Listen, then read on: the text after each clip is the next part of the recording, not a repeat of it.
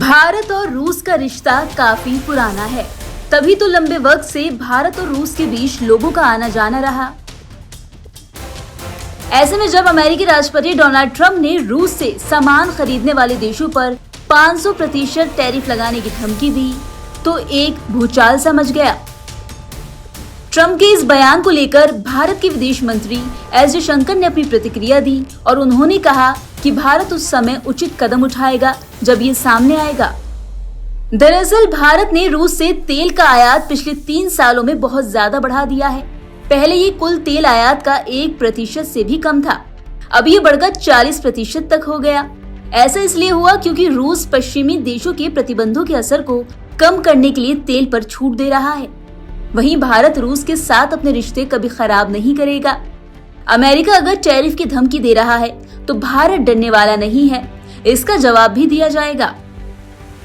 बता दें कि अमेरिका पहुंचे विदेश मंत्री एस जयशंकर ने इस बारे में कहा कि भारत इस मामले पर पूरी तरह से नजर बनाए हुए है। अगर इससे भारत की ऊर्जा सुरक्षा पर कोई असर पड़ेगा तो भारत जरूरी कदम भी उठाएगा।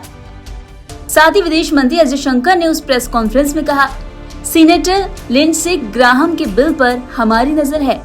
अमेरिका में जो कुछ भी हो रहा है, अगर उससे हमारे हितों पर कोई असर पड़ता है तो हम उसमें दिलचस्पी रखते हैं। एस जयशंकर ने आगे कहा, हमारा दूतावास और राजदूत सीनेटर ग्राहम के संपर्क में है। हमने अपनी ऊर्जा सुरक्षा से जुड़ी कुछ चिंताओं के बारे में उन्हें बता दिया है, इसलिए जब ऐसी स्थिति आएगी तब हम देखेंगे। वहीं अमेरिका का कहना है कि भारत यूक्रेन युद्ध के बाद भी रूस से तेल खरीद रहा है और भारत के रूस के साथ पुराने संबंध हैं, इसलिए पश्चिमी देशों के प्रतिबंधों के बावजूद भारत ने रूस से तेल खरीदना जारी रखा है।